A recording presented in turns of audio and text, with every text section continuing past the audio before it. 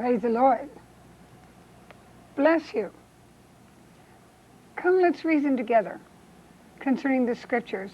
And the Lord put so in my heart to share with you this, that if your day has been one taken with many things, and you think within your own soul, I should spend a little more time concerned with scripture about Christ, take this time.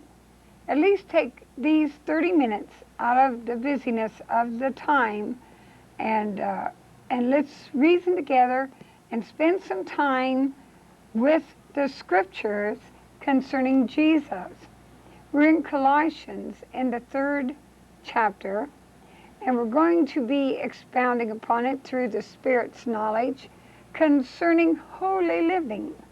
And really, in these days, so many people do not really realize what holy living really means. And we know it means living in the life of Christ, living Christ-like. But let's listen to some rules of holy living. I am using the New International Version scriptures, and in Colossians 3, and let us come and reason together concerning holiness. You know, Paul refers in his writings that God gave him concerning writing to the holy ones. So what is this called holiness?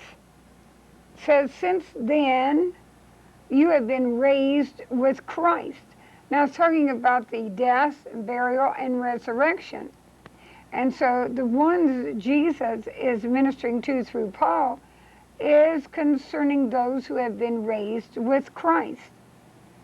And I want you to notice two things that Jesus is teaching us.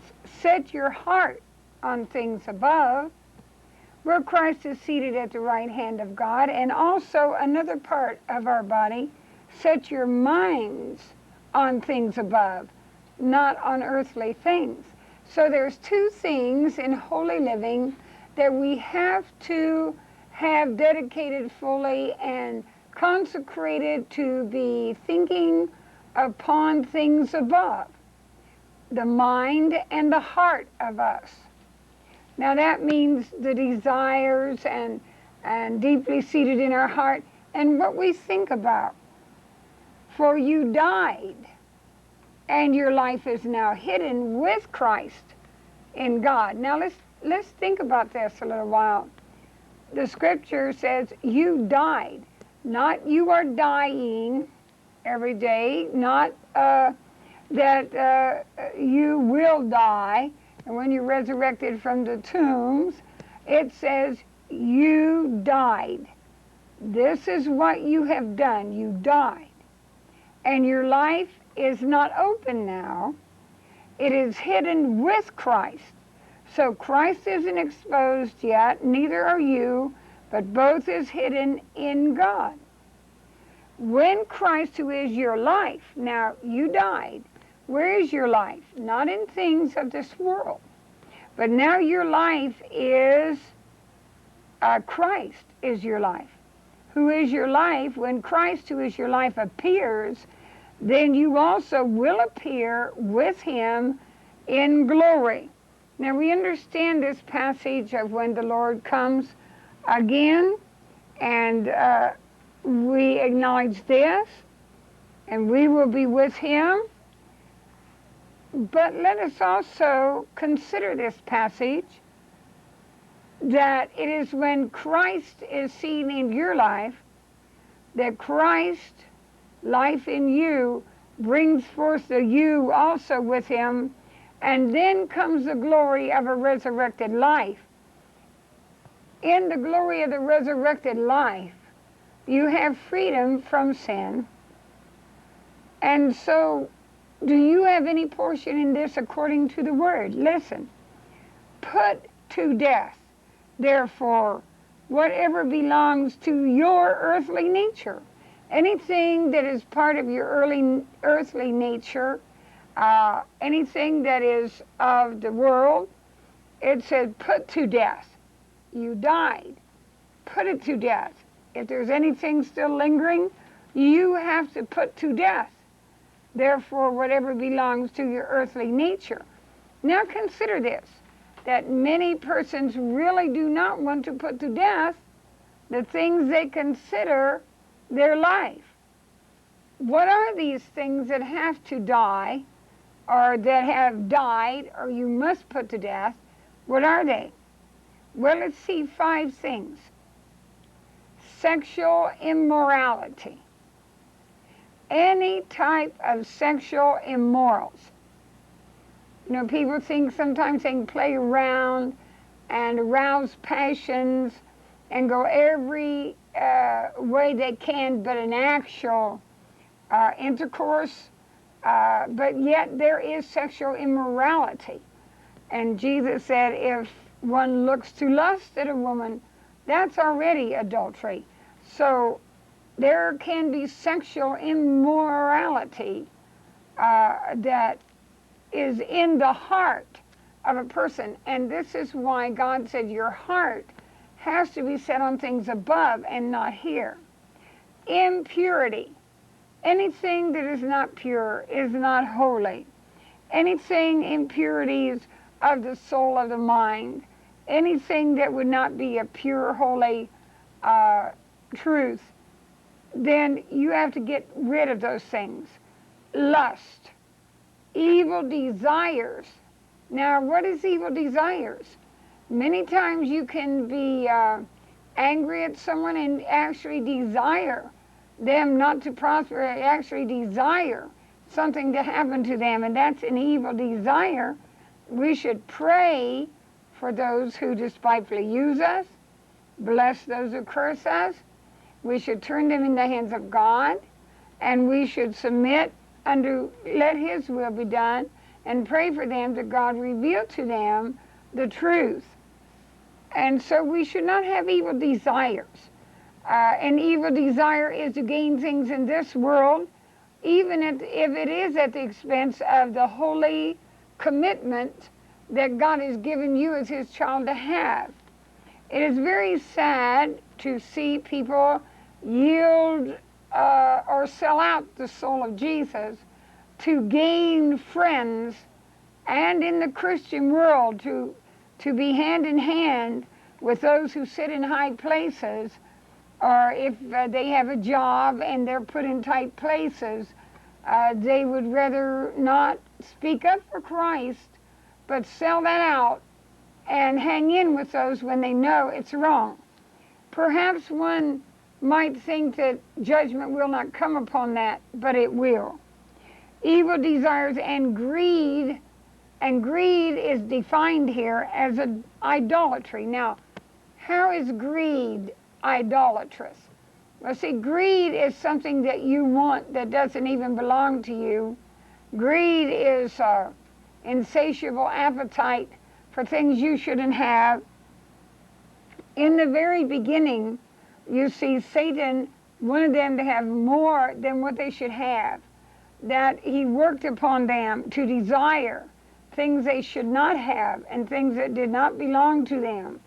That tree was not given to them for food, and yet they had that. Not only everything they had in the garden that was legal for them to have, they went beyond that. Greed reaches out beyond what one should have. It was written in one place that greed is shown up in people who walk right in and use other people's territories, never ask. They feel it should all be open to them. And they disregard other people's territory or belongings. And you will see this work of greed, and it is idolatrous. Because of these, the wrath of God is coming. Now here it says, you used to walk in these ways in the life you once lived. Now remember, you died, or you have to put to death, a complete work, death. These things that come with the earth birth and with this earthly nature. It said you used to walk in these ways in the life you once lived, but now there's a difference. But now you must. You have got to. Rid yourselves of all such things as these. And let's go into those things with the Lord. 5 things are mentioned here. All right, what are they? Anger, rage, malice, slander, and filthy language from your lips. These things, it said you must get rid of them. You cannot have them in your life. Now, anger, I'm sure some is going to say right now, be angry and sin not. That is a different anger. These are the things that be anger like the world gets angry, without a cause. That anger, and then going into rage, slamming against walls with a fist, doing many things, slamming doors. All these that rage is manifested. Malice, to have hatreds and to hold them in your heart. Slander, talking to bring people's characters down, slander them. And filthy language from your lips. And then the scripture goes in to tell us, do not lie to each other. You cannot do this, since you have taken off your old self with its practices. Now this is beautiful how God gave Paul to have it written from the Lord. It's like clothing and apparel, and we know so much about that because we dress and undress and have a lot of natural knowledge about it. And he says, you have put on the new self, which is being, now this is a process being done, which is being renewed in knowledge in the image of its creator. So more and more, it's likened unto this. If you put a dress on or a suit, and all the time you're wearing it, it is becoming brighter and renewed and beautiful constantly. That is this new self garment. Here there is, now this is so important for us to realize, with this type of clothing from God, it said there is no Greek or Jew. It doesn't matter whether you were born that way, there's none of it. There is no Greek or Jew. There's no such thing as being circumcised or uncircumcised. Now, you know, in the days of Paul, there was even writings around the temples. They uncovered a pillar that warned any Gentile, and these were the men, they were not allowed in. Being a man didn't allow them in there in the temple and in pulpit areas or high places. If they were Gentile, and I think that men today have such privileges, and women in Christ, but sometimes the men, when they sit in all the high places and say, no one but us is here, I don't think they really realize what it is when they were not allowed in those places. They were not fit, they were inferior, and they were counted inferior. And they even had writings that they would kill them if they came into where the Jews were allowed. And now, since they have such great privileges, it would be good to remember that, and that God tore down that wall. But the wall, no matter God tears it down, man will build one up himself out of something. And so some will never come into the truth, but will disannul it. And they will find a passage or a scripture to try to say it's through the whole Bible that way, and it isn't. We have to remember when we're living with such privilege that it was not always so. And God is tearing down walls yet today. Here in this new garment, there is no Greek or Jew. There's no such thing. There's no such thing as being circumcised or uncircumcised, being a barbarian or Scythian, slave or free. There was no such thing. Now we know that in the world they had slaves, and we hear about Philemon and about the slave runaway, and we know there were slaves. We know there were Jew or Gentiles. We know that, but Paul is speaking here, when you really have put on Christ, a new creature, there is no such thing. And that's why we understand not all have the wedding garment on, and not all are the body of Christ today who say Lord, or shout, or read scriptures, or teach great things, do not mean they have come into the purity and holiness of the body of Christ. We are one. But Christ, here is what is explained to Paul, and Paul repeats and writes it as it written for us through God. Christ is all. I mean, this is it, the body of Christ, that's it. And is in all. So the body of Christ we are, and Christ in me is just as important as Christ in you, and just as powerful, just as free to do whatever he wants to do with the souls he purchased. And the souls that are his. He has never have souls that bind him because he can't use them, even the mouth of babes. You know, people figured that the babies were inferior and tried to push them aside, but Jesus knew that in the mouth of babes was great things, and he even thanked his Father. You know, they used to say women are children, they put them on the side, but Jesus didn't do that. But not everyone is following Jesus today. I'm amazed to find how few really follow Jesus. Some ministries are even saying he was all under the Old Testament, push him aside. Let's start with the book of Acts. Well, if there hadn't been Jesus, you wouldn't have a book of Acts. So Jesus comes first. Jesus is preeminent. Jesus is that cornerstone. Jesus is the one we follow. Jesus has the saying. Jesus' life is the one we look at. And, you know, some will go up there and say, Lord, Lord, we did these wonderful things. He said, I never knew you. You worked iniquity. And so he treats us all with the knowledge Jesus does, that the power of God in us and him in us will do what he wants to carry out and do. So Paul understood this, and he said there's none of those things in the new creature life. When you really put on the new self, so you see many do not have the new self garment. Therefore, as God's chosen people, holy and dearly loved. Now, dearly loved by the Lord, by God, holy people, because there's none of these prejudices, and there's none of these things of the world still working in us. That died, put to death. That's why that they're holy and dearly loved. Clothe yourself. Now here again is 5 things named and then some things explained.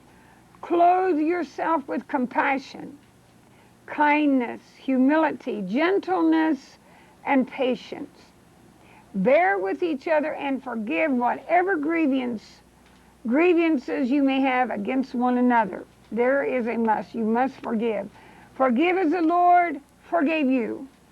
And over all these virtues put on love. Now listen. Which binds them all together in perfect unity. You know, the mortar in blocks and bricks. You can set all those bricks on and say this is compassion and this is humility and gentleness, and you have them all there. But you know what will bind them together so they won't fall out? Love is like that mortar, that cement that binds them in there. And it says, put on love, which binds them all together in perfect unity. Let the peace of Christ rule in your hearts, since as members of one body, you were called to peace, and be thankful. You know, there's where a lot of hurts and contentions are. People don't realize that the body of Christ is not a disunified or separated body. You cannot divide the body of Christ. You cannot put Jews over here and Gentiles over here. You cannot put women over here in one corner and men over here. The body of Christ is not a divided body, but there's many that have not come into spiritual truth and come into the whole truth and not really the body of Christ. And so you hear such remarks as, yes, my life has changed, or I'm different, and that's good because that happens. But this is it, a new birth, not a new patch, but a new birth, the whole creature. And therefore your mind will be different, and your heart and your attitude, and your mind will be open to the truth that Christ is not a divided body. Any part of Christ's body that walks in a room is welcome. And it can have the privilege of any chair in that room. Do you know why? You can't say, well, you're the feet of Christ, so you cannot, you can't come in this area. This is a holy area. You leave the feet over there. Well, the feet can be there when it's Christ. He can put his feet wherever he wants to put his feet. And he can do with his body whatever he wants to do with his body. And yes, it will be organized, and yes, it will be right. But you can't divide him. You can't cut him in half and put half of him over here and half of him over there. And so listen to what is said. Let the peace of Christ rule in your hearts, since as members of one body you were called to peace, and be thankful. Let the word of Christ dwell in you richly, as you teach and admonish one another with all wisdom, and as you sing psalms, hymns, and spiritual songs with gratitude in your hearts to God. So when you sing, it is not to impress other people of your vocal abilities. It is not to gain great prestige as a singer, but you are to sing psalms, hymns, and spiritual songs with gratitude in your heart to God. And then listen, because there has been many misjudgments concerning baptisms and baptizing in the name of the Lord Jesus Christ. But it says here, and whatever you do, whether in word or deed, do it all in the name of the Lord Jesus, giving thanks to God the Father through him. And so it is this name that we do carry and that we do present before God that is so precious. And yes, we baptize in the name of the Lord Jesus Christ. We have the Father, Son, and Holy Spirit, and the name that covers all of it. For all the fullness of the Holy Spirit dwells in him bodily. And what baptism are we going into? What death are we going into? And what name can there be? Only the name of Jesus. And this is the way the apostles baptized. They had an understanding. When he said, go and baptize in the name of the Father, Son, and Holy Spirit, they realized the name that covered all that was the name of our Lord Jesus. And not only that, whenever a name of Jesus is not welcomed, how could we be welcomed? If someone said, don't say the name, you cannot baptize in the name. If that is so, then what am I doing in that water? Because that's what it's all about. It's about dying. It's about his death, burial, and resurrection. I'm going down with him. So why wouldn't his name be welcomed when I am doing everything in action and deed that he gave the privilege for me to do because he died on the cross and was raised and resurrected? The whole thing, entire deed of baptism. I would never be ashamed to carry the Jesus name that covers all that the Father willed, all the Son did, and all the Holy Spirit carries through. And the name of Jesus is welcomed, then I'm welcomed.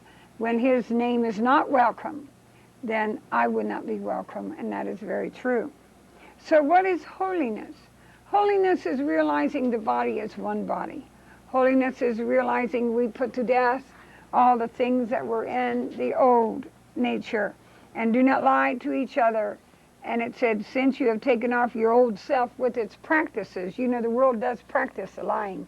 That means something they do on and on. And you and I were called out of that and that out of us, because it is not us in ourselves that has any of the holy greatness, but Jesus that came in us brought his, and therefore filled our life with his, and we live in that life.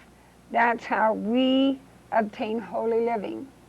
So we praise God, and thank Him. And we've spent some time in the scriptures to come and reason together with one another.